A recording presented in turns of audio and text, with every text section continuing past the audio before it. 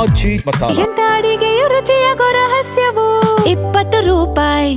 ದಾವಣಗೆರೆಯಲ್ಲೂ neat ಹೋರಾಟದ ಕಿಚ್ಚು. ಪ್ರತಿಭಟನೆ ವೇಳೆ ವಿದ್ಯಾರ್ಥಿಗಳಿಗೆ ಲಾಠಿ ಚಾರ್ಜ್ ಮಾಡಿರುವುದನ್ನು ಖಂಡಿಸಲಾಗಿದೆ. ಬಂಧಿತ ಯುವಕರು ವಿದ್ಯಾರ್ಥಿಗಳ ಬಿಡುಗಡೆಗೆ ಆಗ್ರಹಿಸಲಾಗಿದೆ. ಜಯದೇವ ವೃತ್ತದಲ್ಲಿ ಎಐಡಿಎಸ್ಒ ನೇತೃತ್ವದಲ್ಲಿ ವಿದ್ಯಾರ್ಥಿಗಳ ಪ್ರತಿಭಟನೆ. ರಾಷ್ಟ್ರೀಯ ಪರೀಕ್ಷಾ ಸಂಸ್ಥೆಯನ್ನ ರದ್ದುಗೊಳಿಸುವಂತೆ ಪಟ್ಟು ಕೇಂದ್ರ ಸರ್ಕಾರದ ವಿರುದ್ಧ ಘೋಷಣೆ ಕೂಗಿ ತೀವ್ರ ಆಕ್ರೋಶವನ್ನು ವ್ಯಕ್ತಪಡಿಸ್ತಾ ಇದ್ದಾರೆ. ನೋಡಿ, ಚಿಕ್ಕಬಳ್ಳಾಪುರ ಆಯಿತು, ದಾವಣಗೆರೆ ಆಯಿತು, ನಿಧಾನವಾಗಿ ಸ್ಪ್ರೆಡ್ ಆಗ್ತಾ ಇರೋದನ್ನ ಗಮನಿಸ್ತಾ ಇರ್ಬೋದು. ನಮ್ಮ ರಾಜ್ಯದಲ್ಲೂ ಕೂಡ ರಾಜ್ಯದಾದ್ಯಂತ ಇದೀಗ ಪ್ರತಿಭಟನೆಯನ್ನ ನಡೆಸಲಾಗ್ತಾ ಇದೆ. ಹಿಂಗೆ ಇದು ಬೇರೆ ಬೇರೆ ಬೇರೆ ಸ್ಟೇಟ್ಗಳಲ್ಲೂ ಆಯಿತು ಅಂತಂದ್ರೆ ಖಂಡಿತ ಇದೊಂದು ದೊಡ್ಡ ಕಿಚ್ಚಾಗ್ಬಿಡುತ್ತೆ, ಜ್ವಾಲೆಯಾಗಿ ಹೊತ್ತಿ ಉರಿಯುತ್ತೆ.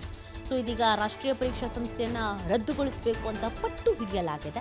ಕೇಂದ್ರ ಸರ್ಕಾರದ ವಿರುದ್ಧ ಘೋಷಣೆಗಳನ್ನು ಕೂಗಿ ತೀವ್ರ ಆಕ್ರೋಶವನ್ನ ವ್ಯಕ್ತಪಡಿಸಲಾಗ್ತಾ ಇದೆ.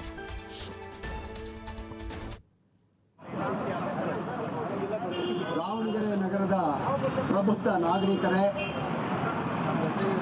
ಡಾಕ್ಟರ್ ವಸುಧೇಂದ್ರರವರೇ, ಏಡ್ಸೋ ಸಂಘಟನೆಯ ಜಿಲ್ಲಾ ಕಾರ್ಯದರ್ಶಿಯಾದ ಶ್ರೀಮತಿ ಪೂಜಾ ನಂದಿಹಳ್ಳಿ ಅವರೇ, ರಾಜ್ಯ ಕಚೇರಿ ಅಧಿಕಾರಿಯಾದಂಥ ಮಹಾಂತೇಶ್ ಬೀರೂರವರೇ, ಪರಶುರಾಮ್ರವರೇ, ಎಲ್ಲ ಇಲ್ಲಿ ಭಾಗವಹಿಸುವ ಮಾಧ್ಯಮ ಮಿತ್ರರೇ,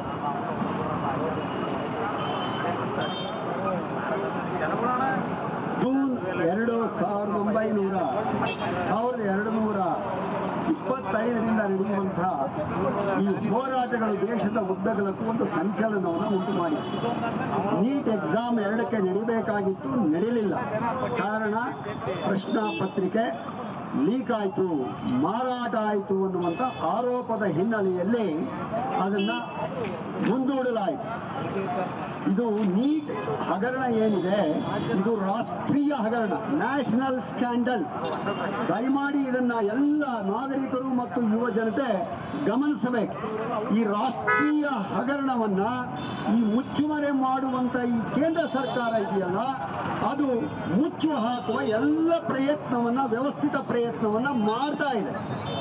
ಯಶಸ್ಸಿನ ಹಿಂದೆ ಓಡುವ ಸರ್ಕಾರ ಆಗಿದೆ. ಯಾವುದನ್ನು ಯುವ ಬಂಧುಗಳೇ,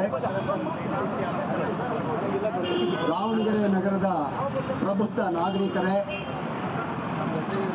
ಡಾಕ್ಟರ್ ವಸುಧೇಂದ್ರರವರೇ, ಏಡ್ಸೋ ಸಂಘಟನೆಯ ಜಿಲ್ಲಾ ಕಾರ್ಯದರ್ಶಿಯಾದ ಶ್ರೀಮತಿ ಪೂಜಾ ನಂದಿಹಳ್ಳಿ ಅವರೇ,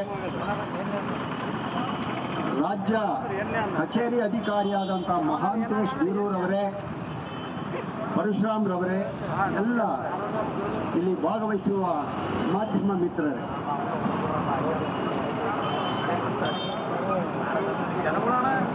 ಜೂನ್ 1225ರಿಂದ ನಡೆಯುವಂತಹ ಈ ಹೋರಾಟಗಳು ದೇಶದ ಉದ್ದಗಲಕ್ಕೂ ಒಂದು